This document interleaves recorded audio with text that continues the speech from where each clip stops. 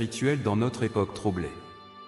Il attire l'attention sur les récents propos de Bill Gates lors de l'émission « Can We Adapt?», un programme suivi par de nombreux leaders mondiaux. Plusieurs amis lui ont signalé ces déclarations et demandé son avis. Gates a prédit qu'une pandémie encore plus grave que le Covid-19 pourrait survenir dans les 4 prochaines années, allant jusqu'à accent grave comparer son impact à celui de la peste noire. Selon Braden, ce genre de discours ne relève pas d'une simple hypothèse, mais plutôt d'un avertissement voilé sur des événements planifiés. Les élites mondiales annoncent souvent leurs intentions de manière indirecte, et beaucoup ne discernent pas la portée réelle de ces messages. Braden avertit que cette future pandémie ne serait pas un simple désastre naturel, mais une crise orchestrée pour accroître le contrôle global sur les populations et remodeler l'ordre économique et social mondial.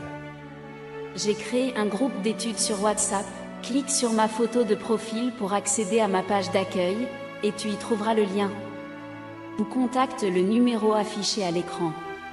Il rappelle aux croyants de ne pas se laisser manipuler par ces stratégies de conditionnement de l'opinion publique, destinées à faire accepter des solutions prédéterminées. D'un point de vue politique, il souligne que des figures telles que Donald Trump, qui s'opposent à l'agenda mondialiste, représentent une menace pour ces puissances. Selon lui, ces événements sont utilisés comme des instruments de manipulation pour affaiblir les forces contestant ce projet globaliste. Mais Braden exhorte les croyants à ne pas succomber à la peur. Dieu a promis sa protection à ses enfants. Il cite le psaume 91, rappelant que le Seigneur est notre refuge, notre forteresse inébranlable. Il met en garde contre la panique suscitée par les médias et appelle chacun à s'ancrer dans la parole de Dieu pour trouver la véritable sécurité. La foi doit se vivre dans le présent, non dans l'attente passive. Braden insiste sur l'importance de vivre une foi active. J'ai créé un groupe d'études sur WhatsApp, clique sur ma photo de profil pour accéder à ma page d'accueil, et tu y trouveras le lien. Ou contacte le numéro affiché à l'écran. Trop de croyants remettent à plus tard leur percée en s'imaginant qu'un jour, Dieu agira. Or, la véritable foi croit que Dieu est à l'œuvre ici et maintenant.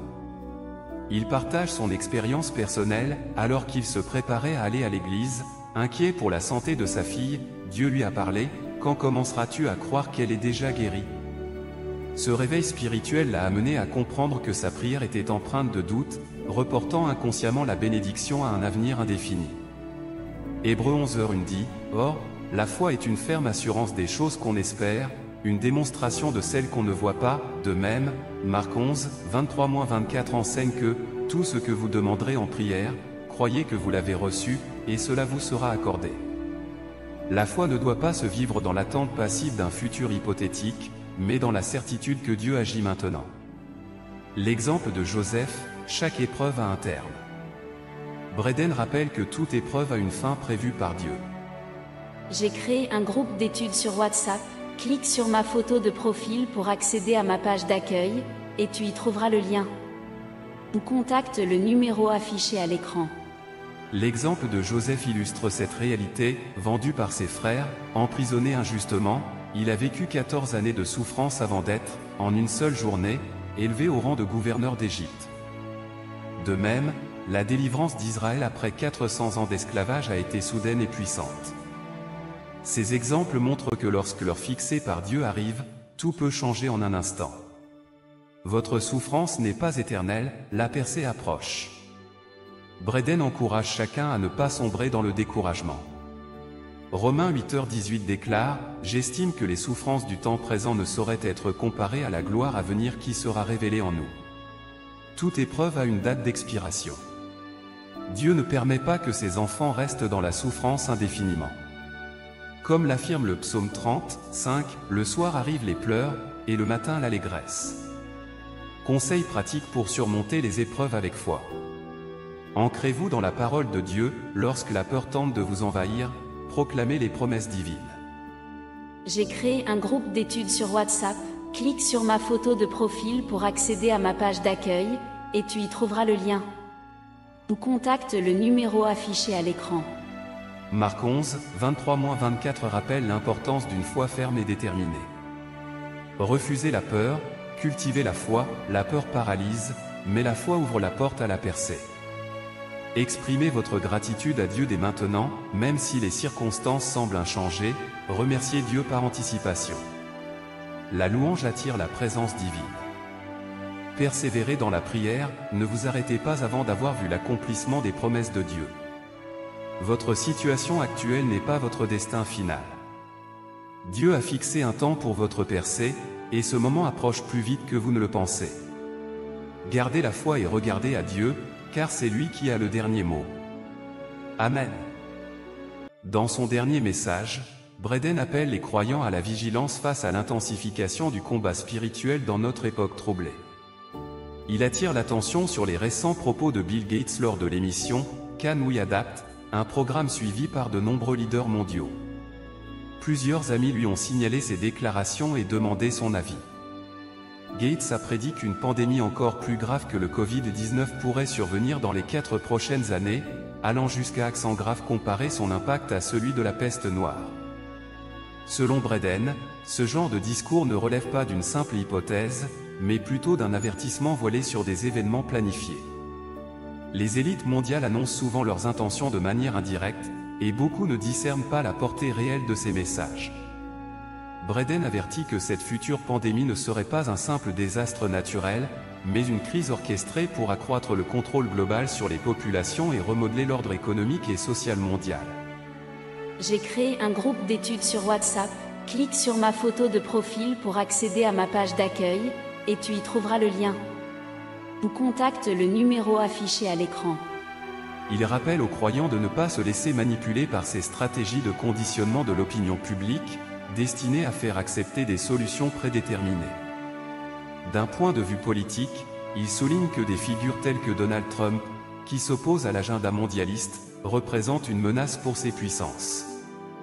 Selon lui, ces événements sont utilisés comme des instruments de manipulation pour affaiblir les forces contestant ce projet globaliste. Mais Braden exhorte les croyants à ne pas succomber à la peur. Dieu a promis sa protection à ses enfants. Il cite le psaume 91, rappelant que le Seigneur est notre refuge, notre forteresse inébranlable.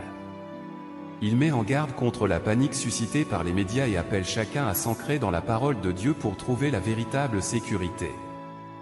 La foi doit se vivre dans le présent, non dans l'attente passive. Braden insiste sur l'importance de vivre une foi active. J'ai créé un groupe d'études sur WhatsApp, clique sur ma photo de profil pour accéder à ma page d'accueil, et tu y trouveras le lien. Ou contacte le numéro affiché à l'écran. Trop de croyants remettent à plus tard leur percée en s'imaginant qu'un jour, Dieu agira. Or, la véritable foi croit que Dieu est à l'œuvre ici et maintenant. Il partage son expérience personnelle, alors qu'il se préparait à aller à l'église, inquiet pour la santé de sa fille. Dieu lui a parlé, « Quand commenceras-tu à croire qu'elle est déjà guérie ?» Ce réveil spirituel l'a amené à comprendre que sa prière était empreinte de doute, reportant inconsciemment la bénédiction à un avenir indéfini.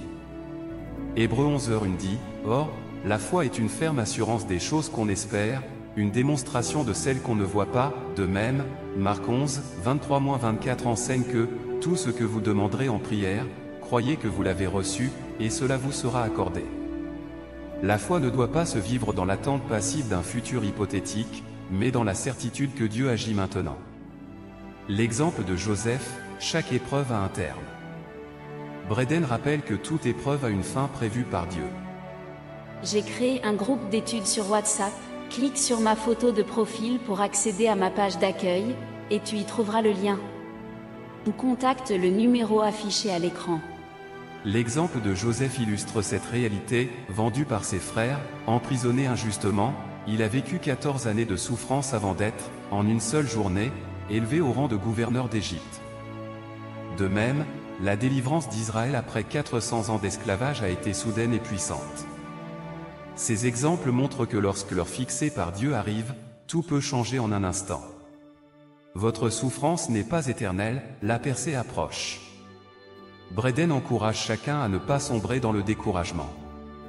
Romains 8h18 déclare, « J'estime que les souffrances du temps présent ne sauraient être comparées à la gloire à venir qui sera révélée en nous. » Toute épreuve a une date d'expiration.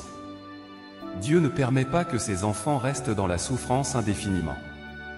Comme l'affirme le psaume 30, 5, le soir arrivent les pleurs, et le matin l'allégresse. Conseil pratique pour surmonter les épreuves avec foi. Ancrez-vous dans la parole de Dieu, lorsque la peur tente de vous envahir, proclamez les